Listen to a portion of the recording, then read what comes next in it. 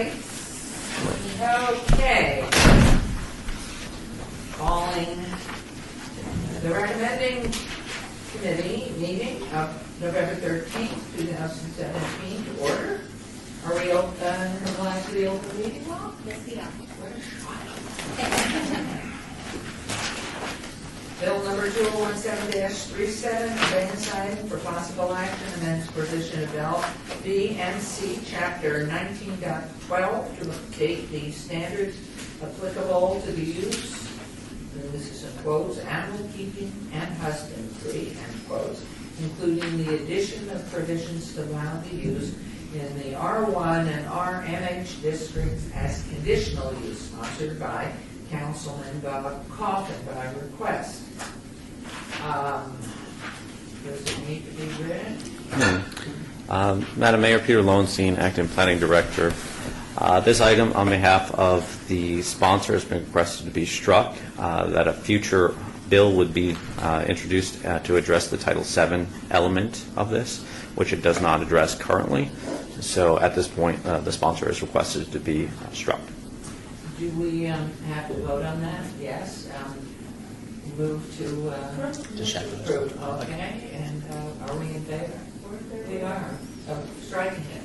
So was I supposed to have a public comment first? Which I... Okay, we'll go right now.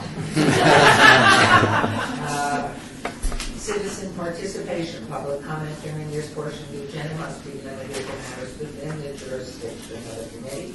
No subject may be acted upon by the committee unless that subject is on the agenda and scheduled for action. If you wish to be heard, please come forward and state your name for the record. You have a discussion on any single subject, as well as the amount of time any single speaker is allowed may be limited. Good morning. Good morning. Laura Drea, 520 South 4th Street. It was actually me that asked Councilman Coffin to work with the backyard hen ordinance. I'm finding that a lot of my acquaintances are asking me for help, and our firms even being approached by a lot of people that are getting code enforcement citations. And so I guess I'll speak to you today. I don't quite understand the bill being struck. I listened to the hearing 2 weeks ago, but I couldn't follow it very well. So I'll just say what I have to say, and then my friend Dennis can also talk. So while working with this ordinance, I started to sense people thought that keeping hens as pets was a little nutty, a little kooky, but it's actually quite common as people choose to know where the food comes from. They want their eggs without hormones or antibiotics.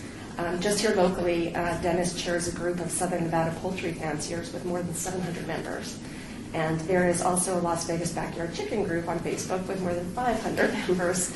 So there's a lot of people in R1 that have backyard hens, and they're just sensing now through these groups that it's not legal, and they're afraid their pets are going to be taken away. So Las Vegas is the only entity in the valley that has no mechanisms to have hens in R1, and we want to change that for when people get those code enforcement cases. And again, I know it's a lot of people that have had chickens in their backyard for a very long time, and nobody even notices, as Councilman Coffin said last week. There's people next to him, and he never hears them. They're not very loud. So again, because there's no administrative remedies, these people that have citations are told to get rid of their pets within 6 weeks, and that's quite heartbreaking. A lot of them are ending up in lead.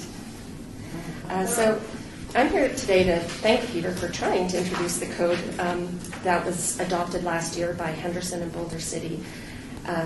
He mirrored it exactly. It was deliberated amongst their chief planners before I introduced it to Peter. And I'm also here hopefully to reassure you that this is nothing new. To demonstrate, as I took my last road trip to San Diego, I searched for code in every single city that I passed by on my road trip, and I found R1 code in Barstow, Riverside, Fullerton, Rancho Cucamonga, Orange, Corona, Temecula, Escondido, and San Diego. So again, I hope that gives you some sort of reassurance that this isn't a kooky new thing, and that most cities are accommodating for hens in backyards. I think you want to make comment too. Yeah, I had plans. Your name. My name is Dennis Stuckey. I'll tell you my address. Is that a problem? Perfect thing. It's 6412 Shawnee Place. That's where it is. I had prepared a, statement unfortunate, I guess, being struck at this point. Well, but it will obviously be coming back at a Yes. later date, so you could, if you want to hold it till then, do we have any idea? Because I'm in favor of having hens and chicken and knowing where our food comes from, especially in Ward 6. So I would recommend that if our code enforcement is out there and talk about pets, please call me immediately. And I'll work with our code enforcement until we get this straightened out. Yeah. May have it. I'll definitely can speak on that for a little bit, and then maybe a quick, maybe inform you of a situation that maybe you might be able to help with that. So just a little bit backstory on me and what we do. And so my name is Dennis Dougie. I'm a 16-year Marine veteran, disabled combat veteran. I also served in law enforcement, and I co-founded an organization here called Healing Veterans Through Backyard Agriculture. And it's a nonprofit veteran service organization, and we provide veterans therapeutic backyard hobbies such as beekeeping, chicken keeping, and gardening. As a disabled veteran, I experienced the daunting task of navigating the VA system, and I understand the stress level it can have on a veteran and his or her family. I personally spent 5 long years sitting at home, not able to do anything, according to the VA, with nothing to do. And one of the things that helped me was having my chickens, and having my garden, and having that way to vent and do that. And I didn't realize that it was going to be such a stress relief and such a therapeutic thing for me. So me and my friend started this program and started being able to bring this to other veterans. And it grew and it grew and it grew. And now we're in our 3rd year, and we're extremely successful, partner with a lot of companies and organizations, put donations out where they send us prefab coops and stuff that are very high dollar coops that can cost a lot of money. And we do all of this, and it's no charge to the veterans. We provide this pretty nice looking coops and stuff that we give out to the veterans, give them the coops, give them all the medical needs that they need for the chickens, food, all the stuff for startup. And it's helped a lot of families. It helps families bond. It helps veterans have something to do that they might not otherwise have. Because the number one thing that a veteran can't do is sit there and stew. Because when they sit there and Make a stew, recommendation to you, we just opened the crisis center in the 2nd Veterans Village.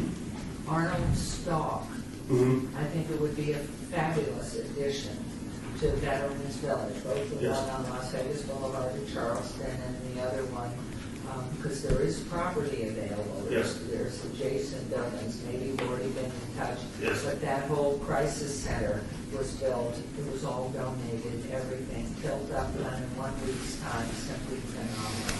And I we have, highly recommend, I think the therapy from it is phenomenal and would be very meaningful to the veterans. and we have worked with old folks' homes and all that as well. It's very helpful for them. And autistic children, it's a very big thing for them too. And what's that? Sanitation. So that's Sanitation? all part of what's coming through on this about making sure everything's clean. Yes. So there's no Okay, diseases. and that is also another thing. I am part of the National Poultry Improvement Plan. It's a national program that's been in existence since the 1930s. It hasn't been brought to Nevada since the 1930s because it has not been a friendly environment to have chickens because of the ordinances. I am currently the only certified tester in the state of Nevada, in southern Nevada as well. But I can't practice because people can't legally own chickens here, so they don't come out openly and able to say, hey, I have chickens, can I please get tested? Because it's a voluntary program, but highly popular. And it's self-funded. So everybody that signs up for it, when they pay their dues to the program, I get paid to come out, or I don't get paid. The state gets paid to pay for all the supplies for me to go out, run testing, and inspect the facilities, and then certify them. And what I do is I do, verify removal and storage of litter, ensure safety, sanitation and conditions, feeding, water utensils, structural quality avian housing, inspect food storage area, and conduct training in person. And I conduct on-site chlorine typhoid blood plate augmentation, ran blood samples to draw and conduct avian influenza surveillance.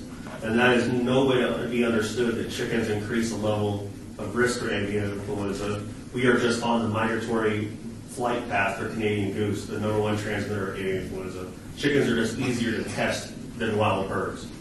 So we conduct the testing and gives the added safety net to the citizens of Las Vegas that we would not otherwise know. Well, and two, my thought would be is just moves forward and comes back, and now Steve here is pretty much the one who runs our ordinances and takes care of the review that hopefully you'll have input for when it comes back to planning and back to the city.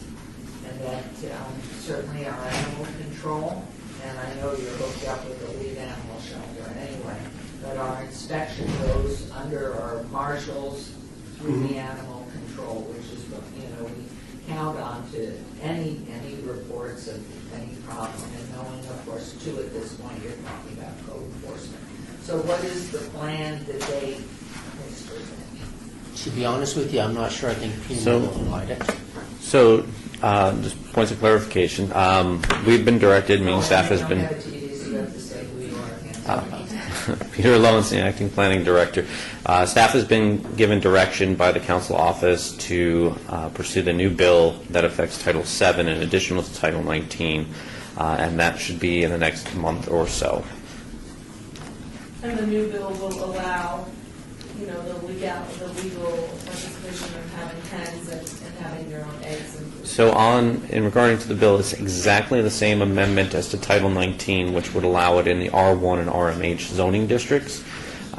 Just to clarify, the majority of your district is not impacted. They already are allowed the chickens through the animal keeping and husbandry permissible use category.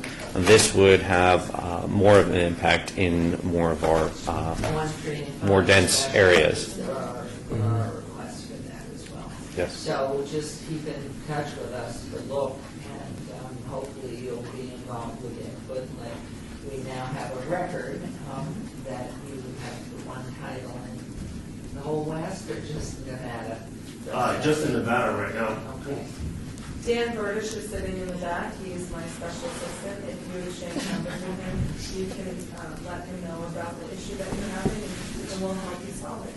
Yeah, the one issue was we had a veteran that was visited by code enforcement, and then the code enforcement supervisor, he had a communication with them, provided all his medical documentation for the VA about that the doctor had stated that his mental health was helped extremely by his small flock. He had 4 hens.